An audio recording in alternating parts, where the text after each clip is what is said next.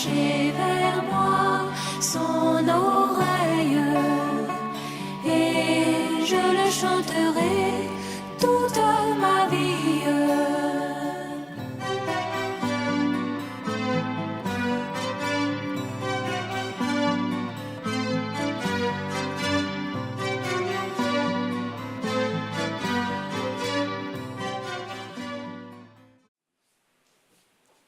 Gloire à Dieu. Gloire à Dieu. Le Seigneur vous bénisse. Que le Seigneur nous bénisse. Tous ensemble. Un jour, nous ne serons plus ici. Nous serons là où le Seigneur a préparé une place. Et la place de chacun de nous est là. Le Seigneur n'a pas un déficit de place. Il y a de la place pour chacun de ceux qu'il a rachetés. C'est le moment de la préparation personnelle et individuelle. Et en 1933, Dieu a dit à son serviteur, ce message qui t'est donné, qui t'est confié, c'est ce message qui préparera mes enfants, mes élus, pour ma seconde venue. Et ce message, vous le savez, depuis ce temps, a fait son travail. Il y a un frère qui est venu de la RDC. C'est vous? C'est vous qui m'avez appelé hier? Voilà. Après, le frère aura le temps de vous présenter. Nous sommes heureux de vous avoir. Quand j'ai vu, j'ai pensé que c'était vous. Que Dieu vous bénisse. Alors, nous sommes heureux parce que, frère, le temps est en train d'aller vers la fin. En même temps que nous sommes heureux, nous avons le cœur battant. Parce que nous n'avons plus beaucoup de délais devant nous. Et nous jouons peut-être même les temps additionnels si on veut parler comme les autres. Le Seigneur use de patience envers nous parce qu'il voit qu'il y a des choses encore qui doivent être corrigées, qui doivent être mises à leur place. C'est pourquoi le Seigneur a donné le message de la fin des temps pour toi et moi, notre préparation. Notre préparation personnelle, notre préparation finale. Oh, que son nom soit loué et exalté. Il savait que son serviteur allait finir le trajet qui lui a été donné à 56 ans. Vous voyez, beaucoup jeune encore, mais il a eu vraiment des années condensées. Son corps a été mis à rude épreuve. Et Dieu a dit, retire-toi, tu vas aller te reposer. Quel que soit le moyen par lequel il est parti, ce n'était pas le problème. Ça a scandalisé d'autres, ils disent, c'est parce qu'il a dévié qu'il est mort par accident. Et Jean-Baptiste, il a dévié? Non, il n'a pas dévié. Je crois que c'était le temps de Dieu et le moyen de Dieu. Et après, en 1966, comme nous l'avons entendu pour plusieurs, nous le savons déjà, le Seigneur dit à son serviteur, juste après l'enterrement, pendant que son cœur était encore triste, s'interrogeant sur comment allait se faire la préparation de l'Église, de l'épouse du Seigneur, sans ce puissant et merveilleux ministère et qui était un mandat divin. Comment ça va se faire? C'est sûr que la même question se posait au temps de Moïse. Quand Dieu a dit à Moïse, mais tu ne vas pas entrer, toi et ton frère Aaron, les frères qui étaient là ne pouvaient pas se réjouir. Ils étaient malheureux parce que sans Moïse et le puissant ministère, le mandat qui lui a été donné, comment ils vont entrer dans la terre promise? Mais ce n'était pas Moïse qui était en train d'accomplir les promesses de Moïse. C'était Dieu qui a utilisé Moïse pour accomplir ses propres promesses. Ses promesses faites à Abraham, à Isaac et à Jacob. Donc Moïse a fini par faire sortir le peuple par le bras puissant du Seigneur. Et alors, il a été accompagné par le Seigneur jusqu'à la limite de là où il devait s'arrêter. Alléluia! À la sortie, il y avait une eau qui barrait. À l'entrée aussi, il y avait une eau qui barrait. Amen. Dieu a manifesté et confirmé vraiment par des puissants miracles. Et là, il dit à Moïse, tu vas t'arrêter ici. Tu montes sur le mont Nebo, tu vas regarder la terre promise, tu vas contempler que ce que j'ai dit est vrai. Amen. Et par la grâce de Dieu, la suite a pu commencer quand Dieu a dit à Josué, lève-toi, parce que c'est toi que j'ai choisi pour faire entrer le peuple dans son héritage. Amen. Et Josué a joué son rôle. Le Jourdain s'est ouvert quand la parole de Dieu est portée sur les épaules des sacrificateurs. Quand ils ont posé leurs pieds dans le Jourdain, le Jourdain s'est arrêté. Il n'avait pas eu besoin de pont. Amen. Amen. Pour traverser un puissant fleuve comme ça, il faut des ponts. Et dans notre pays, il y a beaucoup de ponts. Quand un pont tombe, tout le monde commence à parler que la région, on ne peut pas y accéder parce qu'il n'y a pas de pont. Mais un puissant fleuve qui était à son cru comme le Jourdain, il fallait vraiment un grand pont. Mais Dieu soit loué. Dieu n'avait pas besoin de pont. Il est le Créateur. Sa parole, si on marche sur sa parole, on peut traverser les endroits les plus intraversables. Que Dieu soit loué. Et quand ils ont mis le pied dans la mer, dans le Jourdain s'est mis au garde à vous. Par devant comme par derrière, c'était des haies d'honneur. Parce que le maître passait. Le Seigneur, Moïse avait dit, si tu ne vas pas avec nous, si tu n'es pas au-devant de nous, nous n'irons pas. Donc le Seigneur était là. Alléluia. La colonne de feu, la colonne de nuée les conduisait nuit et jour, de telle sorte qu'ils avaient la garantie de la présence de Dieu. Et ça, c'est personnellement aujourd'hui que nous devons le ressentir.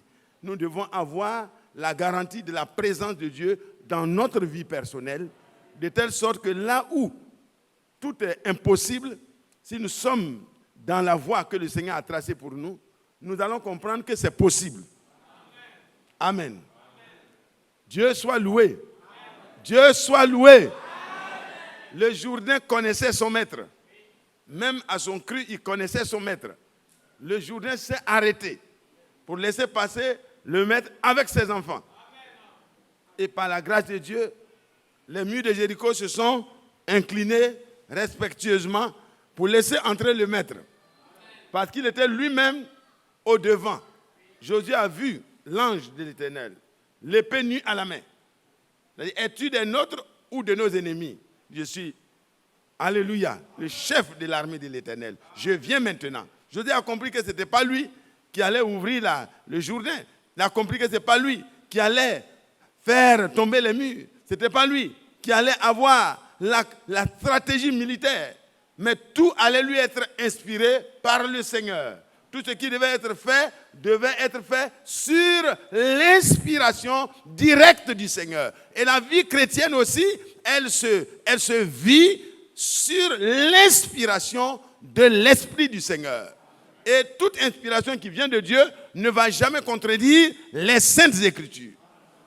Et le plan de Dieu, il a toujours gardé son plan comme il a annoncé. Et c'est pourquoi, en notre temps aussi, quand il a retiré son serviteur, il a donné à notre frère Franck l'ordre. Maintenant, mon prophète avait dit d'attendre jusqu'à ce que toute la nourriture soit réunie. Maintenant, ton temps est arrivé. Tu vas aller de ville en ville pour prêcher ma parole et distribuer la nourriture qui t'a été confiée. Frères et sœurs, si nous voulons participer, beaucoup confondent le salut et l'enlèvement. C'est différent. Crois au Seigneur Jésus et tu seras sauvé. Toi, hein? C'est pas vrai? Car Dieu a tant aimé le monde qu'il a donné son Fils unique afin que quiconque croit en lui ne périsse point, mais qu'il ait la vie éternelle. On ne peut pas arracher le salut aux gens à gauche et à droite parce qu'ils ne sont pas du même avis que nous. Non, ce n'est pas mon avis qui compte. C'est la vie de Dieu qui compte. Dieu a décidé que chacun sera sauvé en son rang. Amen. Alléluia. Christ comme prémisse et nous avec lui. Nous qui sommes préparés, dans chaque âge, Dieu a préparé des personnes qui sont réellement dans le temps de Dieu et dans le programme direct de Dieu. Dans chaque âge, il y a eu des vainqueurs dans chaque âge. Tout au long des 7 âges, il y a eu des vainqueurs dans chaque âge. Et il y a eu aussi l'église, le reste. Et dans notre âge, c'est la même chose. Dieu dit au frère Branham, Dieu voyait les grands évangélistes, les grands télé-évangélistes qui étaient en ce moment-là. Mais le frère Branham, quand il expliquait, il dit, Billy Graham, Oral Robert et tous ces grands évangélistes étaient comme ceux qui, vous voyez, parlant de Oral Robert et Billy Graham particulièrement, il dit c'est comme les deux anges qui sont partis du côté de Lot. Mais l'Éternel s'est tenu avec Abraham. Abraham est le type de chacun de nous qui sommes l'épouse. Et Abraham ne s'est pas tenu en présence de 3 personnes d'une trinité. Non. L'Éternel était seul et unique. Et les 2 anges se sont dirigés du côté de Sodome. Ça démolit complètement la thèse des trinitaires. Le frère en a parlé ce matin. Que Dieu soit loué. Et par la grâce de Dieu, par le secours du Seigneur, alléluia, dans notre temps, c'est à cet homme-là qu'il a été dit, un homme qui n'était même pas très instruit, érudit, selon la théologie des hommes, il lui a été dit, ton message, le message qui t'a été confié, sera précurseur. Ce n'est pas toi-même. Il a dit lui-même, ce n'est pas moi, mais c'est le message que j'ai reçu. C'est-à-dire, ramener toutes choses à l'enseignement des apôtres et des prophètes. Jésus étant la pierre centrale, la pierre angulaire. Alléluia. C'est ce que le message nous amène à faire. Et alors, pendant qu'il savait qu'il devait retirer son prophète, en 62 déjà, il dit au frère Franck, emmagasine la nourriture. Et il dit à son serviteur Branham, emmagasine la nourriture, ce n'est pas la peine de faire le voyage d'évangélisation, reste à Jeffersonville et emmagasine la nourriture. Amen. Pourquoi? Il n'y avait pas beaucoup de prédicateurs, il y en avait. Il n'y avait pas de ministères qui ont été envoyés par Dieu, selon Éphésiens 4, verset 11. Oui, il y en avait. Depuis les apôtres, les ministères ont continué. Amen. Mais il y avait un mandat qui était en cours. Et tous ceux qui ont négligé le mandat que Dieu a confié à Jean-Baptiste n'ont pas pu suivre le reste du programme. Ils ont eux-mêmes anéanti à leur égard. Ils n'ont plus eu les yeux pour voir la suite. Frères et sœurs, ce n'est pas une question de vous amener à adorer un homme. Jamais nous ne serons épris d'un esprit d'idolâtrie. Jamais. Par la grâce de Dieu. Nous adorerons un seul. Son nom, pour nous sauver, c'est le Seigneur Jésus-Christ. Que Dieu soit loué. Mais de la même manière qu'au temps de Moïse, ceux qui se sont opposés à Moïse en regardant sa partie humaine, ils ne se sont pas opposés à Moïse, ils se sont opposés à Dieu. Alors on doit faire très attention et faire la différence des choses. De la même manière, ceux qui, même Caleb était comme un ami intime. Ils étaient les deux que Dieu a dit, Caleb et Josué m'ont honoré parmi les 12. Vous allez entrer. Et Dieu a promis à Caleb que cette partie que tu as visitée là, je te donne. Il a rappelé ça à Josué. Mais Caleb n'est pas parti, il dit, bon, on était ensemble, hein, donc Josué, ton affaire, nous on était ensemble, hein, on est de la même génération. Hein. Je vous demande pardon, ayez du respect. Ayez du respect hein, pour le mandat que Dieu a donné.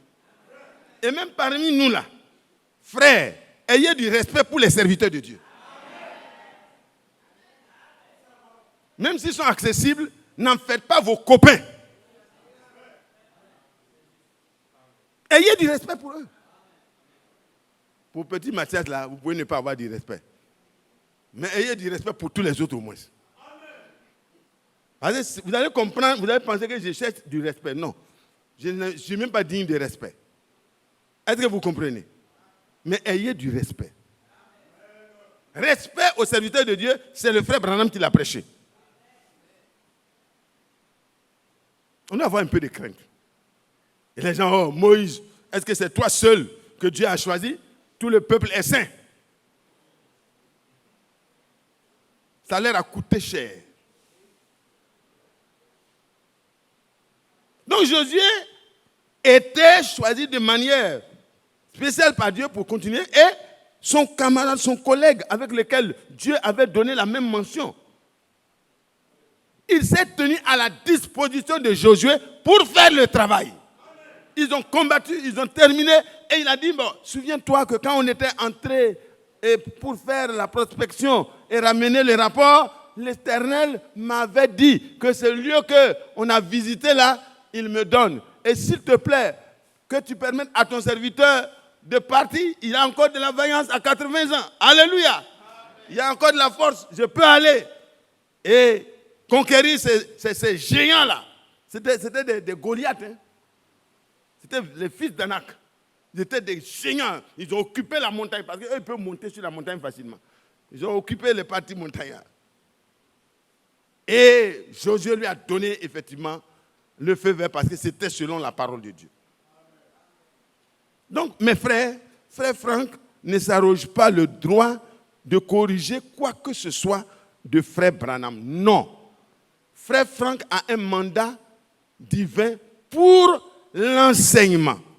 Et il ramène les choses pour nous permettre de comprendre les bases bibliques de chaque parole que le prophète a eu à donner de la part de Dieu. Et c'est important.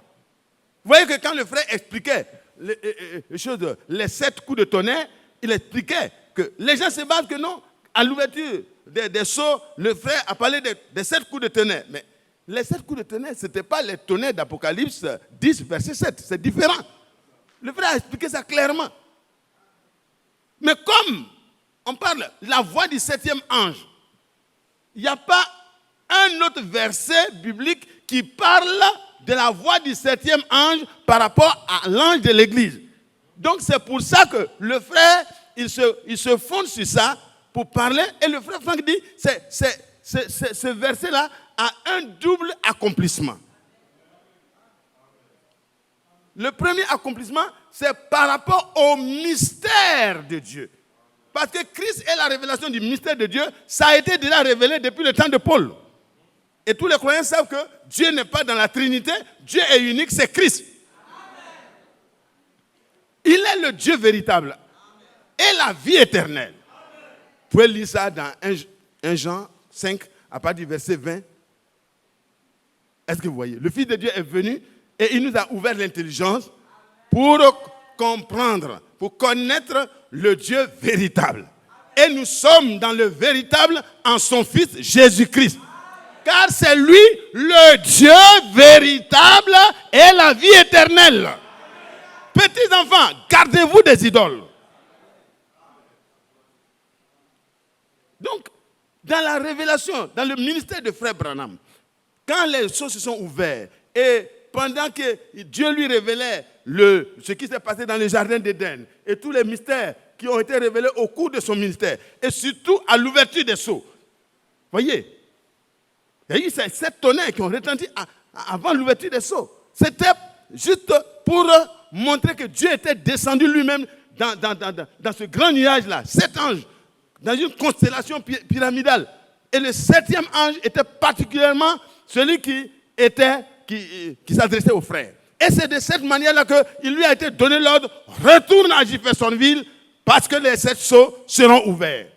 Ce n'était pas pour révéler à l'église encore le mystère de Dieu. Non, les mystères. Donc là, en tant que 7e ange de l'église, il révèle les mystères qui étaient cachés dans tous les autres âges. Par la grâce de Dieu, nous pouvons lire l'Apocalypse et comprendre ce qui est dans l'Apocalypse. Amen. Tout cela, c'est pour que l'église épouse se prépare pour la seconde venue du Seigneur. Mais pour ce qui concerne Apocalypse 10, le verset 7, il est parlé du mystère. Et c'est la 7e trompette. C'est le 7e ange de la 7e trompette. Les autres ont annoncé des problèmes, des jugements sur la terre. Et là, ça a un rapport direct dans l'entrée du règne. Alléluia. Et les Juifs, avant l'entrée du règne, devaient connaître que Christ est la révélation du mystère de Dieu.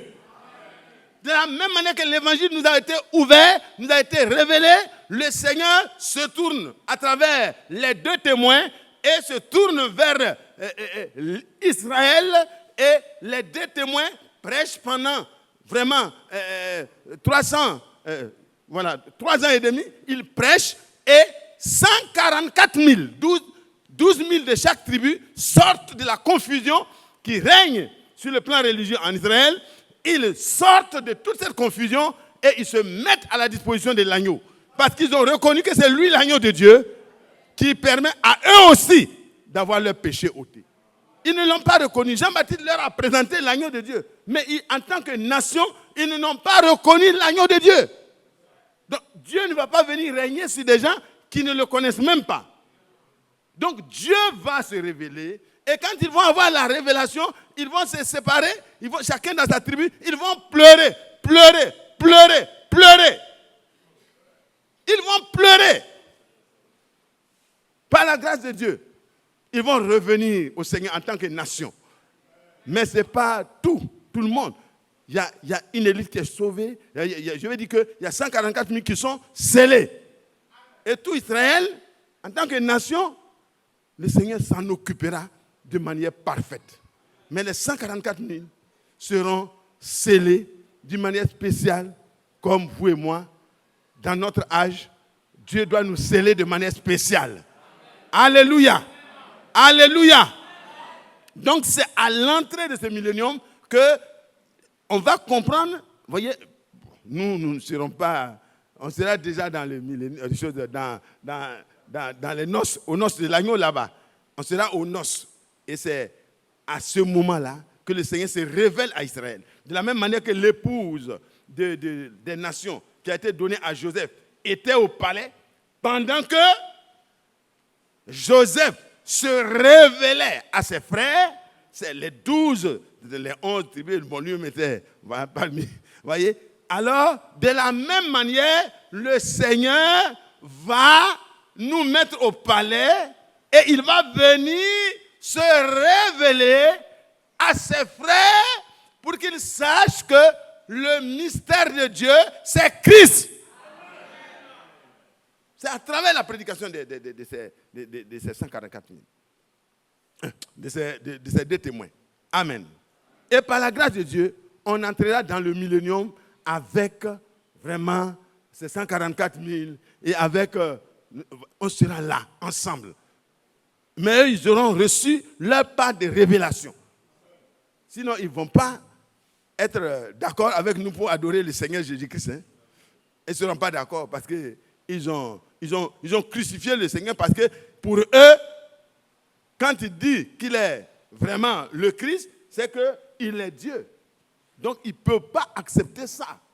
Mais quand la révélation leur sera donnée, ils vont le voir avec ses mains, ses pieds percés. Ils vont demander, mais d'où viens-tu ces blessures? D'où te viennent ces blessures? Il dit, mais justement, c'est dans la maison de ceux qui m'aiment. Ah, ils vont se rendre compte que c'est le même hier, aujourd'hui et éternellement. C'est le même Christ que David a vu, c'est le même que Abraham a vu son jour, il s'est réjoui et tout ça, et à l'accomplissement, à la croix, ils n'ont pas pu identifier qui était le roi de gloire. Mais le temps viendra, ils vont se tourner vers lui et ils vont tous pleurer. Que Dieu soit loué. Donc, mes frères et sœurs, pour notre préparation, c'est utile que nous sachions que en 66, Dieu a dit à frère Franck. Voilà. J'interpelle ceux qui sont là. Dieu a dit au frère Franck, le temps est venu pour toi maintenant de te lever et de prêcher ma parole de ville en ville et de pays en pays. Il paraphrase, hein. Tu vas aller partout. Et là, il n'est pas parti parce qu'il était un évangéliste ou un docteur ou un... Non, il avait certainement le ministère. Mais là, c'est encore quelque chose de différent. C'est un mandat divin et Dieu lui donne les termes du mandat. L'épée, la vieille épée, dont le frère Branham se demandait à qui il voudrait s'assurer de remettre cette vieille épée à quelqu'un qui saura l'utiliser. Il fallait que Dieu lui-même fasse le choix. Si le frère devait faire le choix par hérédité, nous l'avons entendu, la foi n'est pas héréditaire directement. Voyez, sinon Abraham, du moins Samuel et Élie auraient donné leur foi à leurs enfants pour qu'ils se comportent bien. Mais nous avons le devoir d'éduquer nos enfants et nous laissons la conversion à la grâce du Seigneur. Amen.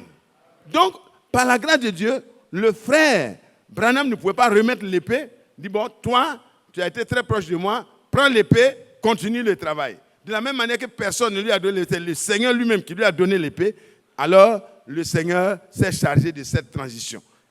Que Dieu soit loué de ce transfert du pouvoir central de Dieu. Amen. Sur la terre, dans son église. Il a dit, tu vas aller de ville en ville. Et puis il a continué. Amen. Ça a continué. En 76, Dieu lui dit clairement, tu es mandaté tu es mandaté selon Matthieu 24, 45 à 47. Nous répétons ça pour que vous et moi, nous ne soyons pas emportés à tout vent de doctrine, que nous puissions savoir et avoir la certitude des choses pour lesquelles nous disons que nous nous préparons. Parce que la préparation n'est pas abstraite, elle est concrète. C'est sur la base de la parole, c'est le message divin. S'il est gardé dans les termes, c'est là que notre préparation se fait. Alors, Matthieu 24, 45 à 47, c'est quoi? Dieu établit un serviteur fidèle et prudent, fidèle et sage, afin qu'il prêche la parole de Dieu et distribue la nourriture, c'est tout. Et il lui dit, c'est toi. Quand c'est écrit, quelle est donc là? La réponse, Dieu donne lui-même la réponse. Il dit, c'est toi, je t'ai établi pour que tu donnes la nourriture aux autres domestiques. Je ne vous entends pas. Parce que les domestiques doivent faire les choses. C'est comme vous avez un grand chantier et on vous donne un chef de chantier, un ingénieur en chef, qui doit coordonner tout le chantier. Frère, tu ne peux pas aller placer la fenêtre où tu veux. Tu ne peux pas placer les vitres où tu veux. Même si tu es le meilleur ouvrier, tu dois suivre les instructions et c'est selon le plan. C'est selon le plan. Et le lecteur du plan, c'est bien le responsable du chantier.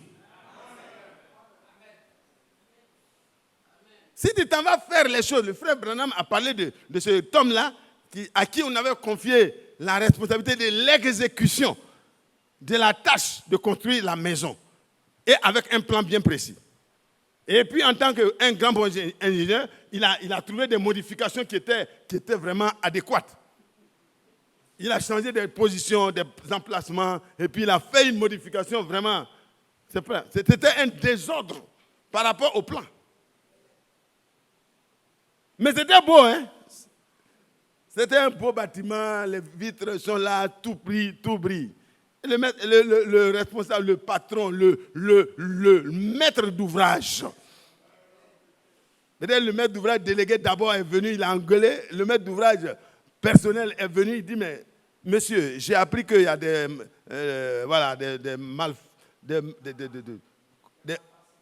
malfactions ou bien des mal... Allez, tu as mal fait les choses. Voilà, je dis directement le mot. Alors, qu'est-ce qui se passe? Lui-même maître, j'ai tout fait, comme Saül. Dieu a donné son plan de bataille. Il a dit, voilà ce qu'il faut faire, voilà ce qu'il faut éliminer, tout. Et il finit de faire, il garde les gros bœufs, les moutons, il garde le roi même qui est gros, tout ça. Il a tué tous les pauvres. Et puis il a laissé le roi. C'est mon semblable, c'est mon ami. Oh là là, le roi, il faut avoir pitié de lui. Certainement, il ne connaît pas le message encore. C'est pour ça qu'il fait ça. Non! Dieu a dit, extermine-les. Il ne faut pas laisser un seul, même les bébés. Pardonnez-moi, hein, ce n'est pas pour donner raison aux extrémistes qui sont en train de tuer les gens. Non, je parle de la parole de Dieu. Et puis quand Dieu est venu, il dit, oui, oh, l'Éternel soit loué. J'ai fait exactement selon le plan de l'Éternel. Il dit, mais j'entends des bêlements et des meuglements. Alors, ce n'est pas c'est pas des Israélites qui meurent, qui bêlent et qui meurent, non. Puisqu'il ne doit plus y avoir d'Amalekites vivants. Il ne doit plus y avoir des animaux ni des trucs. Mais ces bruits que j'entends là, ça vient d'où? Il dit, oh non, il ne faut pas t'en faire. Comme ton Dieu, il aime les holocaustes. En fait, c'est ce que ça veut dire. Et Samuel lui dit, mais alors, l'Éternel prend-il plaisir aux holocaustes et à tous ces sacrifices-là plutôt qu'à l'obéissance à sa voix? Mais comme tu ne sais pas que l'obéissance vaut mieux que les sacrifices, alors tu comprendras que Dieu se sépare de toi. Frère, vous pouvez construire des buildings, vous pouvez construire des basiliques, vous pouvez construire des grandes choses, mais ça n'attire pas Dieu. Dieu veut l'obéissance. Écoutez les prédications de Frère Branham, écoutez les prédications de Frère Franck, non plus. Ça ne suffira pas. Il faut écouter et obéir. Quand on écoute, c'est très bon. C'est indispensable à notre préparation. Mais quand on finit d'écouter, nous devons passer comme Abraham à l'exécution dans notre vie personnelle. Arrêtons de juger les autres sur la base de ce qu'on écoute, mais jugeons-nous nous-mêmes. On peut faire des remarques aux frères, c'est normal. Mais avec politesse et respect, parce que l'application est une affaire personnelle. Sinon, on aurait converti d'abord tous nos enfants. C'est pas vrai? On aurait fait entrer toute notre famille d'abord. Mais on ne peut pas le faire, c'est Dieu qui le fait. Que Dieu soit loué. Que Dieu soit loué. Que Dieu soit loué. Et aussi, nous profitons pour dire que le serviteur fidèle et prudent, il est établi sur des domestiques que Dieu reconnaît. Il y a des domestiques que Dieu reconnaît. Donc ça ne met pas fin au ministère d'Éphésiens 4:11. Non. Ceux qui croient ça, ils se mettent en porte-à-faux avec le mandat divin. Parce que le mandat parle du serviteur qui est fidèle et sage, qui est établi sur des domestiques qui sont dans les endroits locaux pour donner la nourriture. Mais la nourriture qu'ils reçoivent, ce n'est pas dans la lettre, mais dans l'esprit de la chose, ils doivent rendre ça. C'est important que l'équilibre soit fait. S'il n'y a pas l'équilibre, il y en a qui disent non, on n'a pas besoin de ce mandat-là. Ce mandat-là, on a déjà les brochures de Frère Franck, de Frère Branham, on a déjà on écoute, ça suffit. Mais si ça suffisait, Dieu n'allait pas établir un serviteur fidèle et prudent. C'est parce que ça ne suffit pas. C'est parce que tu vas en faire des tonnerres. C'est parce que tu vas en faire des doctrines de la grâce infinie. C'est parce que tu vas aller prêcher comme Gédéon. Comme Dieu ne veut pas que tu ailles, tu vas te faire avaler. Alors Dieu donne un homme pour pouvoir donner la nourriture convenable au temps convenable. Amen. Amen. Alors le propriétaire de la maison a dit, démolis-moi ça à tes propres frais. Tes fenêtres que tu as placées là, tu enlèves tout. Tu enlèves tout ce qui a été mal placé. Tu regardes le plan. Et tu refais ma maison selon mon plan. Nous n'avons aucun droit sur la vie d'un frère et d'une sœur. C'est le plan de Dieu qui doit s'exécuter dans la vie de chacun de nous. Mon opinion ne compte pas. L'opinion de Dieu seul compte. Et l'opinion de Dieu est un ordre. Il a établi son serviteur fidèle et prudent. Nous devons le respecter dans l'accomplissement du mandat divin. Que Dieu nous aide. Mais nous ne devons pas devenir des franquistes ni des branhamistes. Parce que les franquistes, c'est des répétiteurs. Ils répètent, mais ils ne font jamais même ce qui a été répété. Non, le frère Franck ne veut pas des suivistes. Il veut des personnes qui suivent le Seigneur et sa parole. Son mandat là, c'est pour nous amener à suivre la parole et à mettre en application la parole de Dieu. Que Dieu nous bénisse. Que Dieu nous bénisse. Alléluia. Les promesses de Dieu sont vraies et se réalisent toujours. Et il a fait grâce à Lot parce qu'Abraham a intercédé pour lui. C'est pas vrai? Est-ce que nous sommes prêts à intercéder pour ceux qui sont en désaccord avec nous?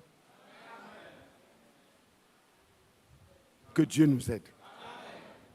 Et puis Abraham, c'était un modèle d'obéissance. Amen.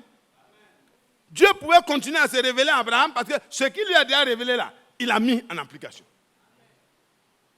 C'est important, frère. Il faut aller, regarde les étoiles du ciel, je vais te donner autant d'enfants. Il croit comme un enfant. Quand vous dites à un enfant, je vais te donner un avion, l'avion est gros, il est petit haut, pourvu que vous amenez quelque chose qui ressemble à un avion.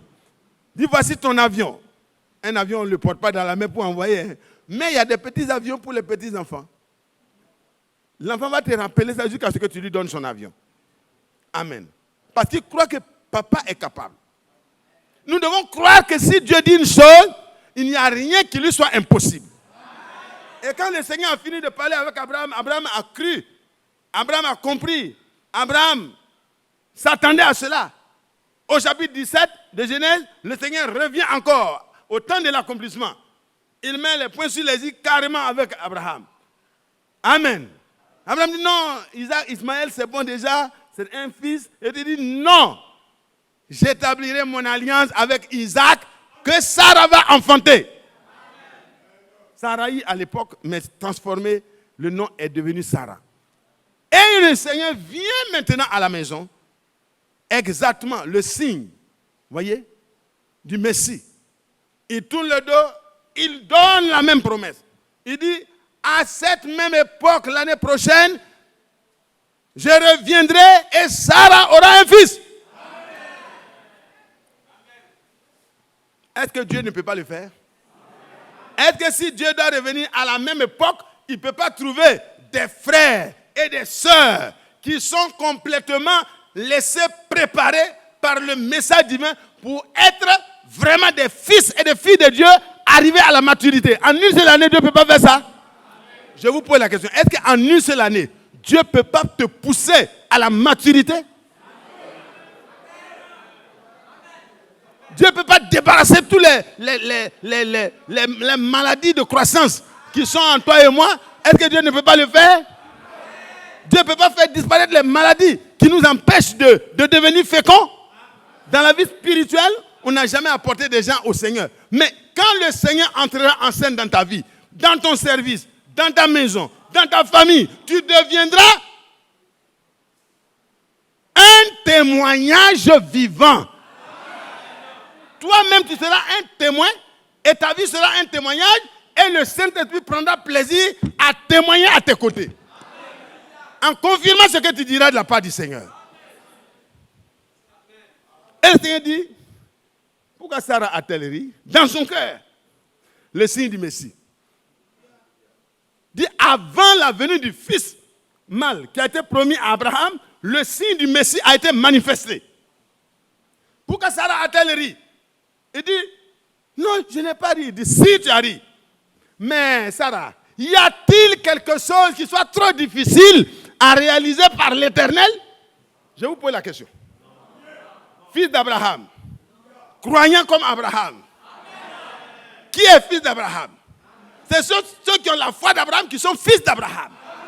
Et malgré les difficultés que tu traînes dans la vie, malgré les difficultés que l'Église traverse, par la grâce de Dieu, le Seigneur se présentera une épouse sans tache, ni ride, ni rien de semblable, mais sainte et irréprochable.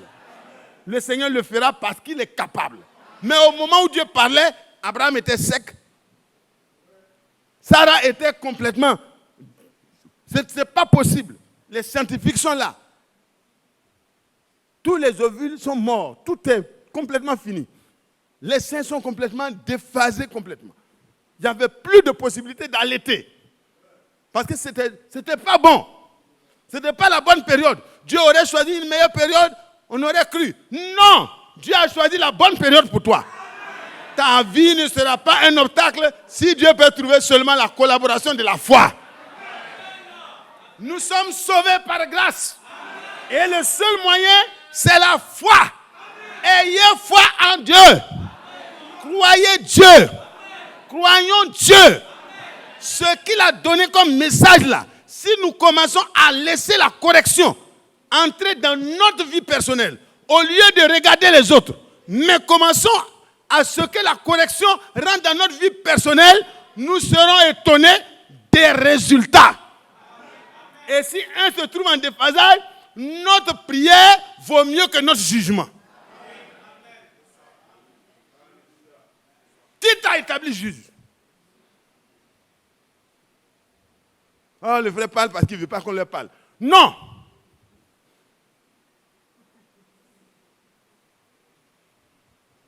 L'Esprit de Dieu voit dans le cœur. Hein?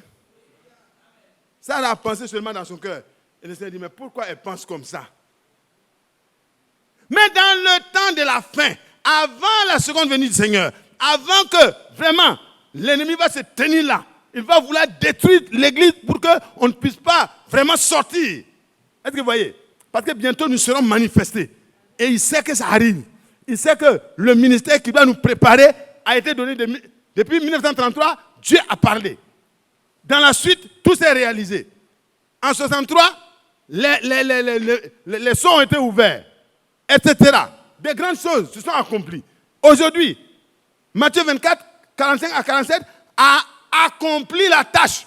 C'est-à-dire, a envoyé ce message clair et limpide à toutes les nations, à tous les peuples, à toutes les tribus, sur toute la terre. On peut s'asseoir dans sa maison. Au lieu de regarder les choses obscènes, on peut écouter la parole qui sanctifie. À partir de notre petit appareil. Voilà de bonnes choses pour les parents. Apprenez à vos enfants à écouter la parole qui prépare. Que Dieu soit loué. Que Dieu soit loué. Que Dieu soit loué. Nous sommes dans la phase finale. Satan voudra empêcher tout cela. Par plusieurs moyens. Mais par la grâce de Dieu. Dieu, on reviendra un jour, on va essayer de revenir sur les sceaux.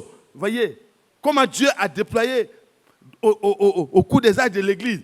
L'Esprit du Seigneur est sorti toujours pour combattre l'ennemi qui voulait empêcher les élus dans chaque âge de pouvoir accéder à la vérité qui sanctifie. Parce que Dieu révèle par portion, dans chaque âge, il a révélé. Dans notre âge, il a tout dévoilé. Mais il y a toujours un esprit qui se lève pour combattre ça. Mais le Saint-Esprit a toujours eu la victoire sur cet esprit-là. Vous et moi, nous sommes dans cette dynamique de victoire. Que Dieu soit loué. Que Dieu soit loué. Mais pour votre préparation, nous avons besoin de regarder dans une seule direction. Levez-vous, on va lire.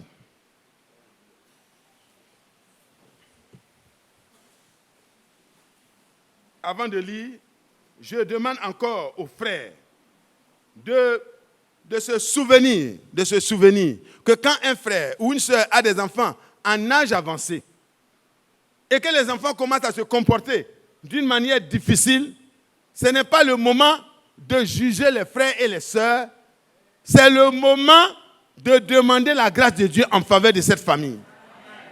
Soyons des personnes compatissantes, miséricordieuses, comme notre Père Céleste est miséricordieux. Alléluia. Votre cœur doit être touché par la souffrance de la sœur, la souffrance du frère. Quand ses enfants se comportent mal, ce n'est pas son désir, ce n'est pas sa décision. Ce n'est pas vraiment son désir. Priez pour lui au lieu de le juger. Amen. Amen. Amen. Qui veut que quand il a des problèmes dans sa famille, on le soutienne dans la prière? Moi, mes deux mains sont en haut. Ce que vous voulez que les autres fassent pour vous, faites-leur de même. Là, on ne dit pas Amen. Quand nous voulons que les gens prient pour nous, quand les enfants grandissent et puis leur comportement est difficile, prions aussi pour les autres. Et le Seigneur trouvera des gens pour prier pour vous quand vos enfants grandiront. Dis, moi, je n'ai pas d'enfant, mais tu auras un enfant. Commence à prier pour les autres déjà. Là, tu vas accumuler beaucoup de bénédictions. Et quand ils seront là, peut-être que Dieu les gardera très vite. Amen. Que Dieu soit loué. Que Dieu soit loué. Que tous nos enfants soient circoncis de cœur. Alléluia. Abraham le croyant a circoncis toute sa maison. Nous devons soumettre toute notre maison à la parole de Dieu. Le changement appartient à Dieu. Mais nous devons les mettre sous l'autorité de la parole de Dieu. En étant nous-mêmes sous l'autorité en tant que modèle. Que Dieu soit loué. Il y a tellement de bonnes choses qui ont été dites. Mais retenez que tout est possible. Et que rien n'est impossible à notre Dieu. Que son nom soit loué. Je vais prendre juste quelques minutes pour la suite de mon message. Nous allons prendre donc dans Job 19.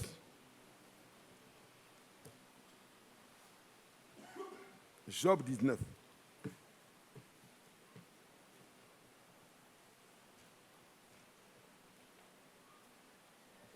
Job 19. Voilà. À partir du verset 23. Voici ce qui est écrit. Oh, je voudrais que mes paroles fussent écrites, qu'elles fussent écrites dans un livre. Je voudrais qu'avec un burin de fer et avec du plomb, elles fussent pour toujours gravées dans le roc. Amen. Mais, je sais que mon Rédempteur est vivant.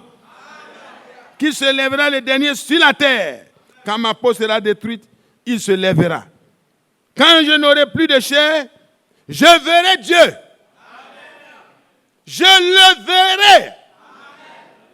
Amen. Et il me sera favorable.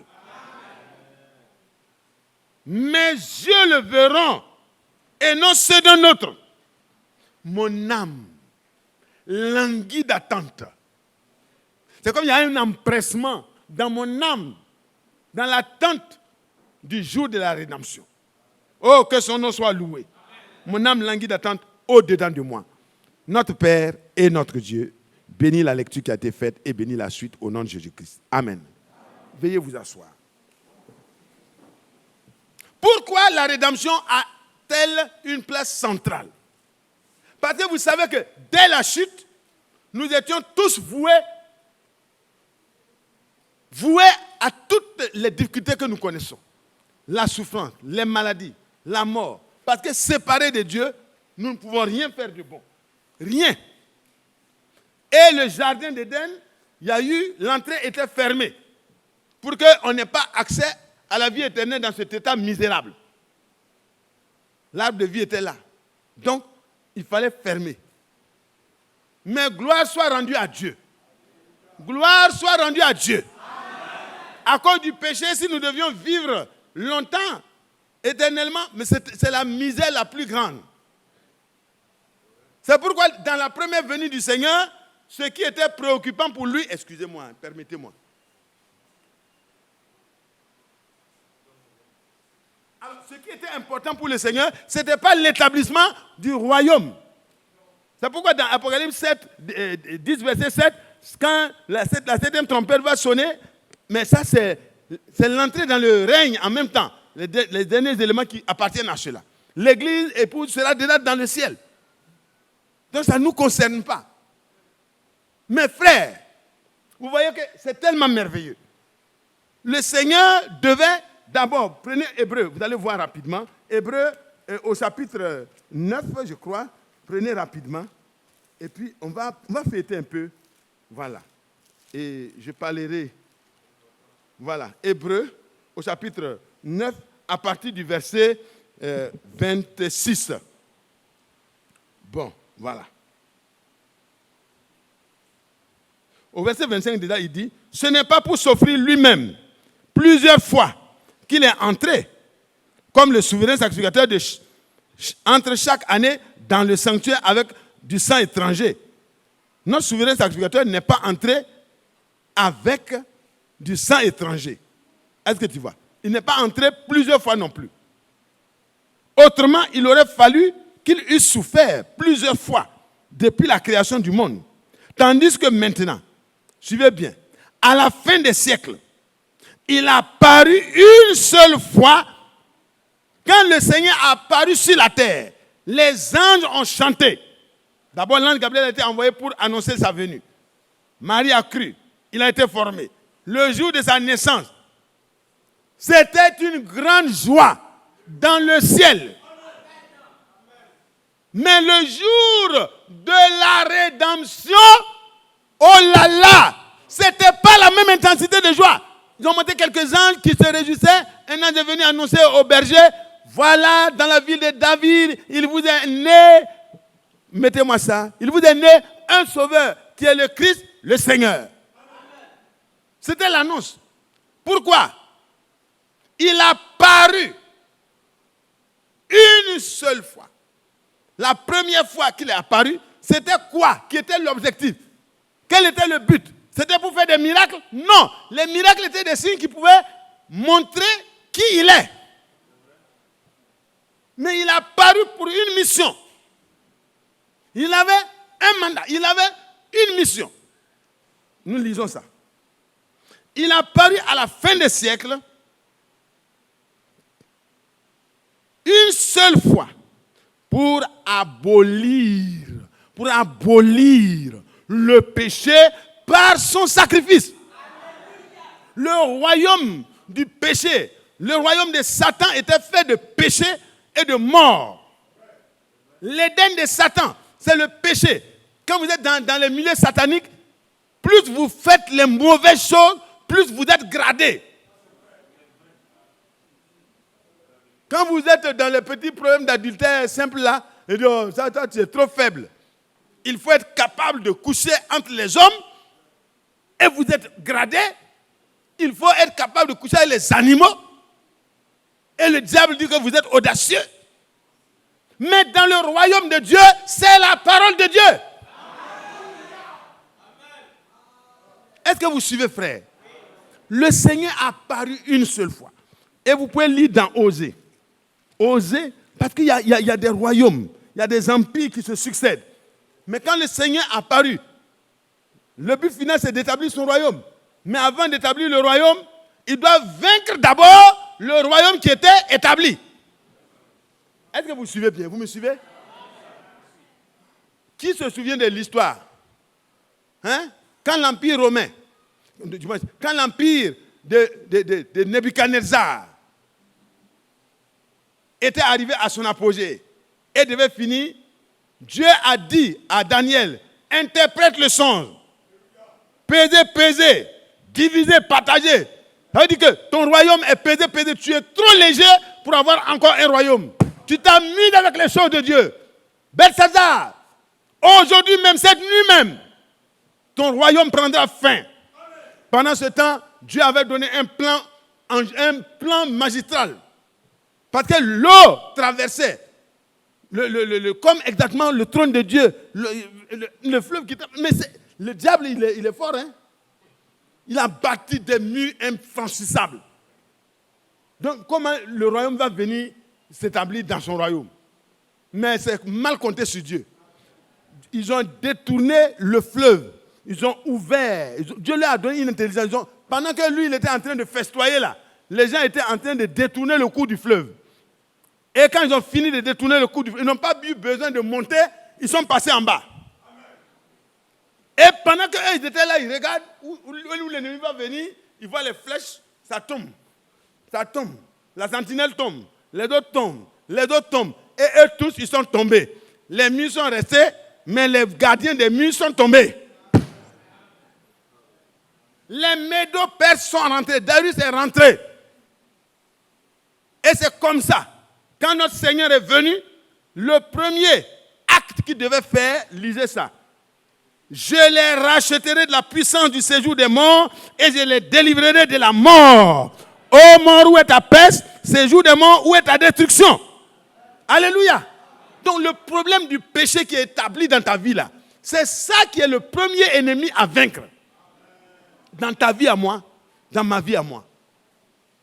Dans ta vie à toi, dans ma vie à moi. Alléluia. Est-ce que le Seigneur n'a pas fait ça? Allons-y ensemble, rapidement. Donc, il est apparu une première fois. C'est pour démolir, abolir, mettre fin à la loi du péché. dans ta vie. Il n'y avait pas un autre moyen. Quand vous partez dans Hébreu, au chapitre... trouvez-moi le verset qui dit, sans effusion de sang, il n'y a pas de pardon des péchés.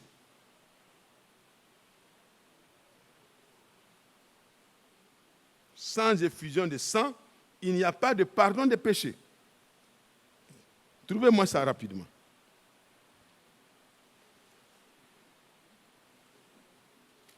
Personne n'a trouvé? C'est Hébreu, hein? C'est dans Hébreu. 9, 22. Voilà. Et presque tout, d'après la loi, est purifié avec du sang. Et sans effusion de sang, il n'y a pas de pardon des péchés. Donc, le sang des boucs et des taureaux a eu un travail pendant un temps, mais un temps limité. Parce que le sang des boucs et des taureaux ne peut pas ôter le péché. C'est pourquoi, dans Hébreux 2, prenez le verset 14. Ainsi donc, puisque les enfants participent au sang et à la chair, il y a également participé lui-même. Amen. Le Seigneur est venu dans un corps. Il a été annoncé. Il a été annoncé. La Vierge sera enceinte. Elle enfantera un fils. Ésaïe 7, verset 14. Et quand cet enfant va naître là, ça sera le signe que Dieu est parmi les hommes. Autant marqué, l'ange est venu et a annoncé cela. Marie a cru. Et le Seigneur a pu prendre donc part. Il a pu prendre part à la chair et au sang dans le corps de Marie. Mais ce n'était pas un mélange. C'était la semence parole. Alléluia. Et les gens, quand ils ont regardé, ils ont vu que ce corps-là n'est pas composé comme les corps de tous les autres. Les scientifiques ont démontré qu'il n'y avait qu'une seule, je ne sais pas comment on explique ça scientifiquement, un seul élément. C'est la parole. Amen. Que Dieu soit loué. On continue. Donc, ici, le Seigneur a participé à la chair et au sang. Mais, allons-y rapidement. Pourquoi il devait venir de cette manière? C'est pour pouvoir verser son sang afin que toi et moi, nous puissions avoir part à sa nature. Il a pris la nature humaine. Il a pris part à la chair et au sang afin que toi, tu prennes part à la nature de Dieu. Il est venu pour ce travail. La première apparition du Seigneur, c'était pour que, en prenant part à la chair et au sang, le sacrifice, le sang, l'effusion de sang de celui qui seul est juste parmi ceux qui ont la chair et le sang, par l'effusion de son sang, il peut avoir un résultat pour tous ceux qu'il est venu sauver. Et il est dit dans Ésaïe,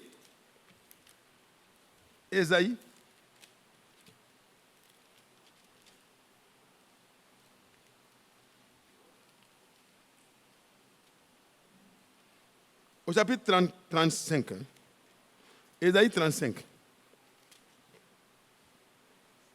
il est écrit au verset 3, « Fortifiez les mains languissantes et affermissez les genoux qui chancellent. Dites à ceux qui ont le cœur troublé, prenez courage et ne craignez point. Voici votre Dieu, la vengeance viendra.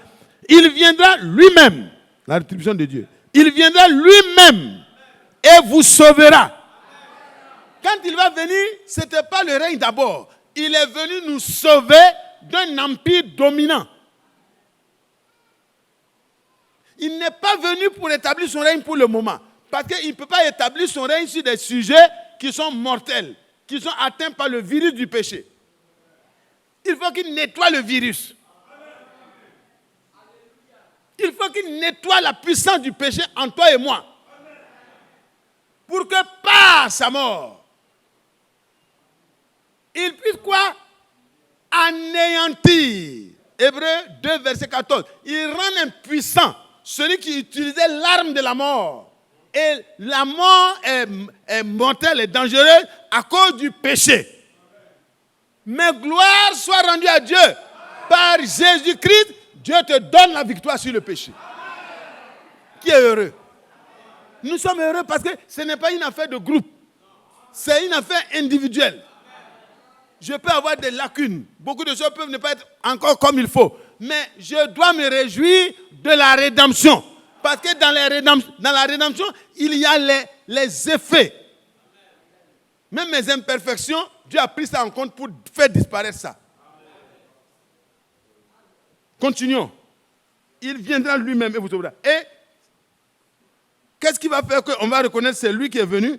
Il dit quoi? Alors, s'ouvriront les yeux des aveugles, s'ouvriront les oreilles des sourds.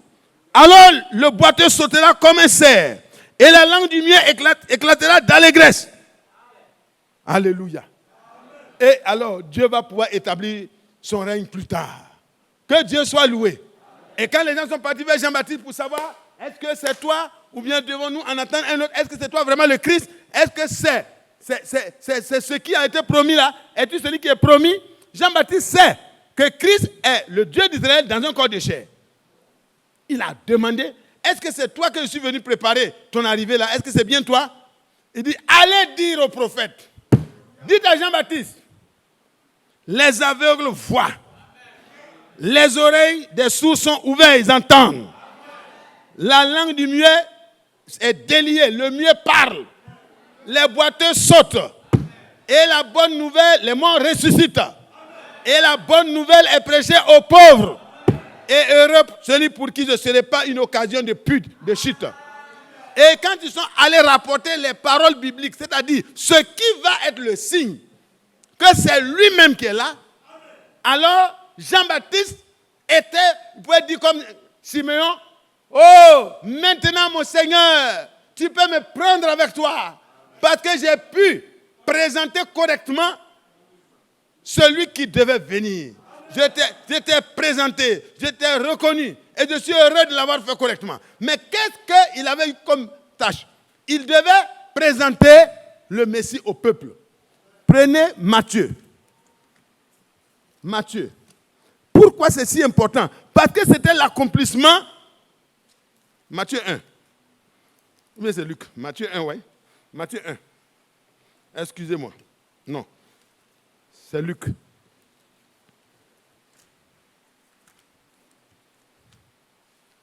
Luc 1. Voilà. À partir du verset 15. Car il sera devant le Seigneur, il sera grand devant le Seigneur. Il ne boira ni vin, ni liqueur enivrante. Et il sera rempli de l'esprit dès le sein de sa mère. Qu'est-ce qu'il va faire comme travail? Il ramènera plusieurs des fils d'Israël au Seigneur, leur Dieu. Il marchera devant lui avec l'esprit et la puissance d'Élie. Pourquoi? Pour ramener le cœur des pères vers les enfants et les rebelles à la sagesse des justes. Pour préparer au Seigneur un peuple bien disposé. Pour préparer au Seigneur un peuple qui va reconnaître le Seigneur. Qui va reconnaître qui est son Messie. Et allez dans Jean au chapitre 1. Jean au chapitre 1. Jean 1. À partir du verset 29.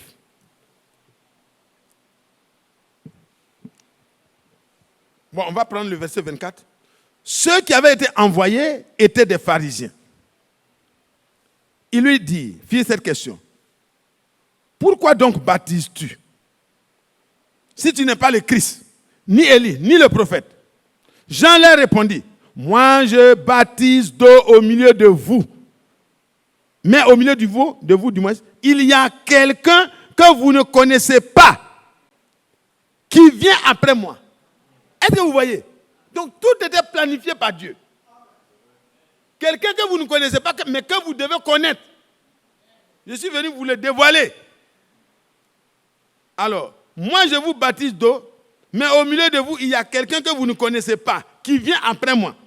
Je ne suis pas digne de délier la courroie de ses souliers. Ces choses se passèrent à Béthanie, au-delà du Jourdain, où Jean baptisait. Il a annoncé celui qui vient après lui. Et maintenant, Le lendemain, il vit Jésus venant à lui. Et il dit, voici l'agneau de Dieu qui ôte le péché du monde. Frère, si la terre pouvait savoir qu'il s'agit de l'agneau de Dieu, mais on devait déjà tous tomber à genoux pour louer Dieu, pour exalter Dieu. Mais par la grâce de Dieu, ça devait se faire après qu'il aurait été élevé. Est-ce que vous voyez? Jean-Baptiste montre qui? Il montre Jésus. Il le pointe du doigt et dit, voici l'agneau de Dieu. Et tout serviteur de Dieu ne pointe pas le doigt sur sa personne, mais pointe le doigt directement sur Jésus, parce que nous n'avons pas besoin de connaître Frère Mathias, de connaître qui que ce soit. Nous voulons connaître Jésus-Christ et Jésus-Christ le crucifié. Parce qu'il est venu pour nous ramener à la communion que nous avons perdue dans le jardin d'Éden. C'est l'objectif divin. Abolir le péché dans ta vie. Abolir l'esclavage de Satan dans ta vie. Abolir la haine dans ta vie. Abolir toutes les barrières que Satan a créées entre nous. Le Seigneur est venu pour ça. Mais pendant que le péché est en toi, tu ne pourras être qu'un bon juge pour les autres. Tu ne pourras jamais te laisser juger toi-même. Que Dieu m'aide. Alors continuons la lecture. Verset 35. Le lendemain encore, Jean était encore là avec 2 de ses disciples. Et ayant regardé Jésus qui passait, il dit, voilà l'agneau de Dieu. Il dit, voici l'agneau de Dieu qui ôte le péché du monde. Après, il dit, voilà l'agneau de Dieu. Je vous ai dit ça. Vous n'avez pas bien compris? Autrement, il leur disait, mais qu'est-ce que vous attendez? Il dit, voilà l'agneau de Dieu. C'est pour lui que je suis venu. Regardez la suite. Les 2 disciples l'entendirent prononcer ces paroles et ils firent quoi? Ils se mirent à suivre Jésus. Ils ont abandonné le prophète et ils se sont mis à suivre la parole. Frères et sœurs, le temps est encore opportun. Abandonnons l'idolâtrie et suivons le Seigneur. Ne soyons pas en retard dans la préparation. Le frère Jean-Baptiste, oh là là, nous allons continuer. Nous allons continuer. Amen. Voilà l'agneau de Dieu qui ôte le péché du monde. Voici celui que Job a vu comme le Rédempteur. Voici, on peut aller. Mais on va aller rapidement parce que le temps est très pressant. Allons dans Matthieu. Donc, sa première venue, vous l'avez suivi avec moi, c'était uniquement pour que le problème du péché soit réglé et que le royaume de Satan soit démoli. Amen. Parce que le règne de Satan, ce n'est pas le péché. Levons-nous pour lire ça.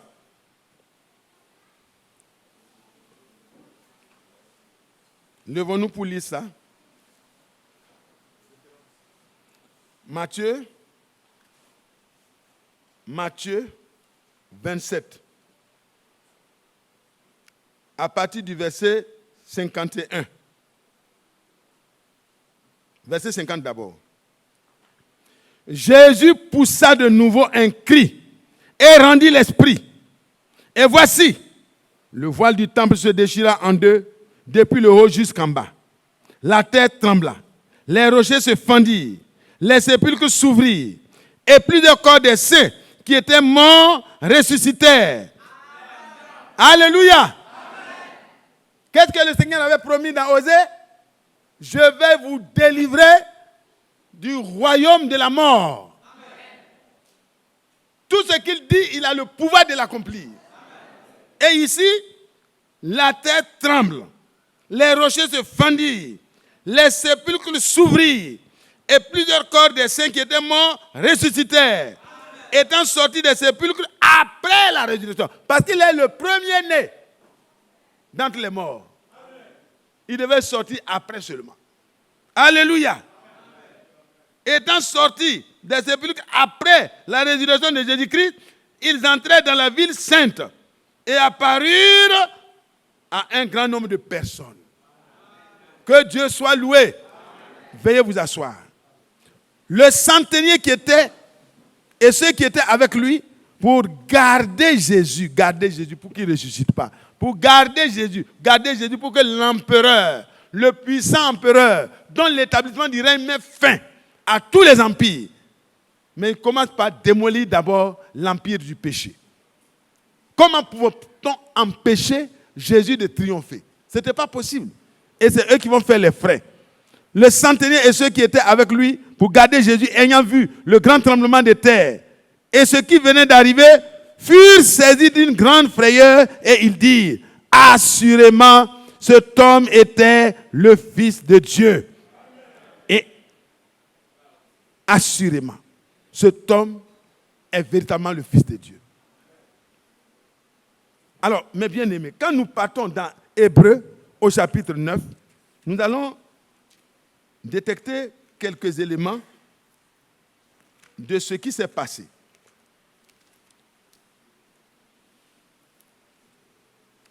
Alors, il y a eu le grand tremblement de terre, il y a eu les rochers qui sont fendus, il y a eu les sépulcres qui se sont ouverts. Tout ça, c'était des promesses que Dieu avait faites à ceux qui sont morts en ayant la foi. Amen. Comme Abraham, Isaac et Jacob, comme Job, comme les Daniel. Repose-toi et puis tu vas te lever pour entrer dans ton héritage. Tout ça, ça avait été dit à ces hommes. Et ici, nous lisons à partir du verset 12.